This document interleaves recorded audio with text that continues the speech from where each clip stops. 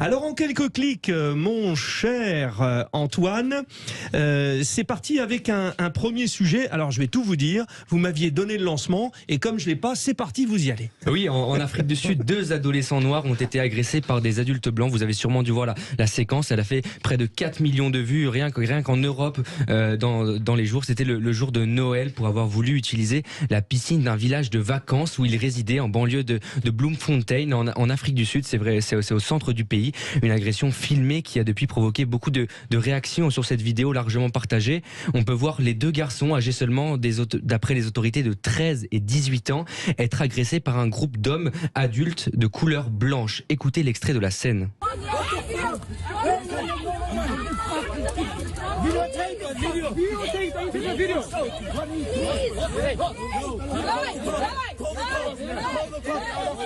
On entend vraiment la confusion, on entend des gens... C'est assez tendu, hein. Ouais. Exactement, demander de prendre en vidéo, vous la retrouvez très facilement sur les réseaux sociaux. L'un des assaillants se met alors à agripper et à serrer le cou d'un des adolescents avant d'entraîner le second dans la piscine en lui maintenant la tête sous l'eau comme s'il voulait le noyer. Selon les témoins, la confrontation aurait commencé alors que les adultes clamaient que la piscine leur était réservée.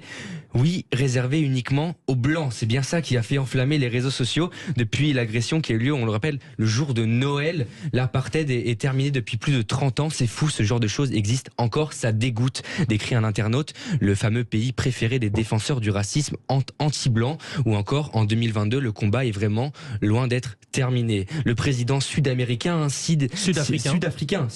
Cyril Ramaphosa a condamné l'agression dans un communiqué ce matin et a appelé tous les Sud-Africains à s'élever contre de telles attaques, ajoutant que le racisme n'est pas un problème qui devrait être combattu uniquement par les Noirs. Le parti de gauche, lui radical des combattants pour la liberté économique, s'est quant à lui rendu sur les lieux où s'est passée cette agression pour dénoncer un pays qui n'a achevé qu'une réconciliation théorique. Ils ont d'ailleurs occupé les lieux en chanson.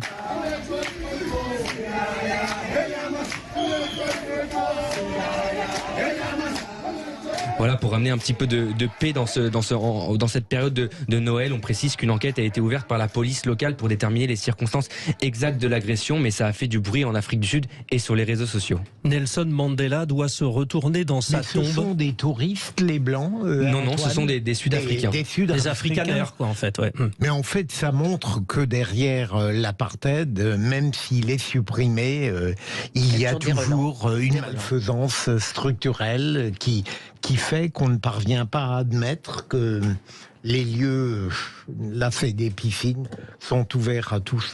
Oui, ça paraît, enfin, pour nous, c'est complètement surréaliste, d'autant que l'Afrique du Sud a évolué. Alors, on le voit notamment à travers le sport. Vous savez, avant, il y avait l'équipe de football où il y avait plus de joueurs noirs et l'équipe de rugby, plus de joueurs blancs. Très beau film. Voilà, bien sûr.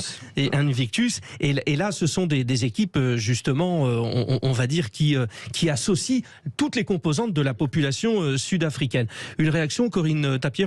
Moi, je suis toujours frappée par ces relents de haine gratuite, mais qui montrent bien qu'on a beau lutter contre le racisme, contre l'antisémitisme, quand il y a un fond structurel et ancien dans une société, c'est très très difficile de s'en départir, des clichés, cette haine, cette impression que l'autre a pris une part de ce qui était réservé aux Blancs. Je trouve ça absolument choquant.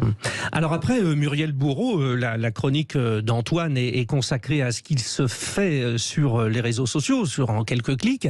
Donc il y a avantage et inconvénient, c'est-à-dire que finalement, ça risque de faire tache d'huile et d'encourager certains extrémistes à continuer dans cette piste, et puis d'autres, c'est quand même une sacrée sonnette d'alarme. Bon, il y a à prendre et à laisser.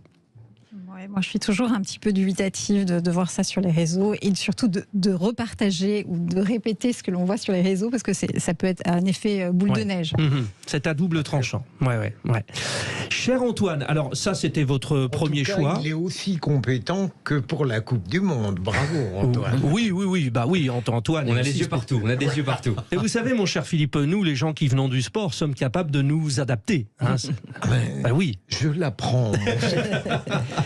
Antoine, plus léger maintenant. Oui, et puis il y avait, vous l'avez sûrement dû voir, cette députée du Rassemblement national, donc là on est de retour en France, qui s'est plaint sur Twitter d'une amende pour excès de vitesse et ça a provoqué le buzz. Oui, c'est cette députée de Seine-et-Marne, Béatrice Rouleau du Rassemblement national, qui a posté une photo de sa contravention sur son compte Twitter avec comme légende: vitesse retenue 51 km/h pour 50, 135 € d'amende. On est dans un monde de fous. La nouvelle façon de prélever des impôts, il faut bien trouver de l'argent et de préférence sur ceux qui roulent et qui travaillent. Hashtag vache à lait du gouvernement.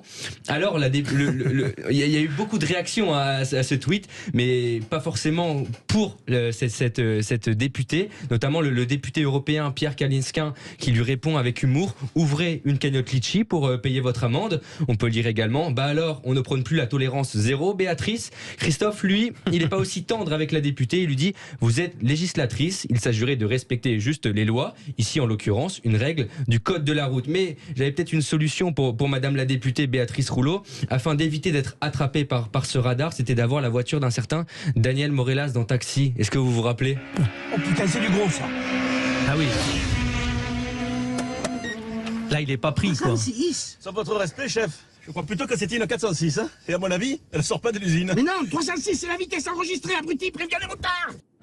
306 km/h, on se rappelle, Ouais. ce film Taxi, légende, culte. Oui. Alors évidemment, prudence sur la route. C'est vrai que d'une manière générale, dépasser. Alors.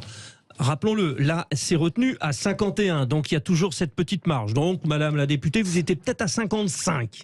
Voilà, effectivement. Bon, ça reste très énervant. Alors, vous qui êtes conseillère régionale d'Île-de-France, Muriel Bourreau, c'est vrai qu'en Île-de-France, par exemple, c'est difficile de savoir où on est avec les grands axes, les machins, on ne sait plus si on est à 70, à 50.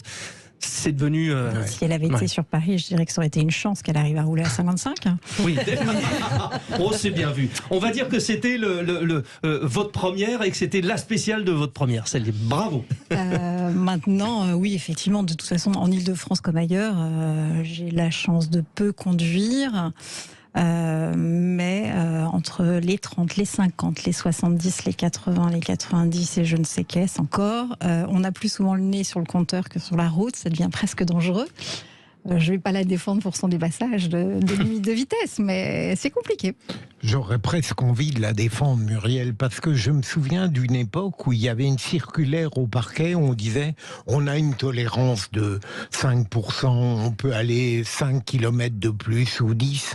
Là, je trouve que ça devient... Évidemment, on ne peut pas demander à chaque personne qui accomplit une répression d'être intelligente, on n'en finirait plus. Mais tout de même, quoi. Bon. Alors, après, je veux pas vous mettre dans l'embarras, Antoine, parce qu'on ne sait pas tout, mais c'était limité à 30 ou à 50? C'était 50 a priori, c'est ce qu'elle dit, c'était 50. Si ça se trouve, elle n'a pas vu, c'était à 30 et là, plus 21, ça explique 135. Non, ça l'a dit. Hein.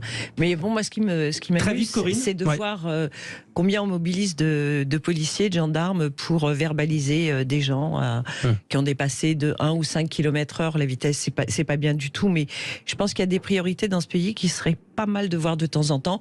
Et puis, il faut saluer quand même l'hypocrisie de tous ceux qui ont critiqué cette députée simplement parce qu'elle est Front National. Oui, alors par Rassemblement National, oui. Rassemblement, pardon. Ouais. Parce que si eux-mêmes avaient été victimes de la même chose, je suppose qu'ils auraient sollicité le soutien des internautes avec force et vigueur. Selon la formule consacrée, chacun voit midi à sa porte. Alors moi, je vois 17h41 à ma montre. Il faut qu'on respire parce qu'on arrive tout de suite au grand débat.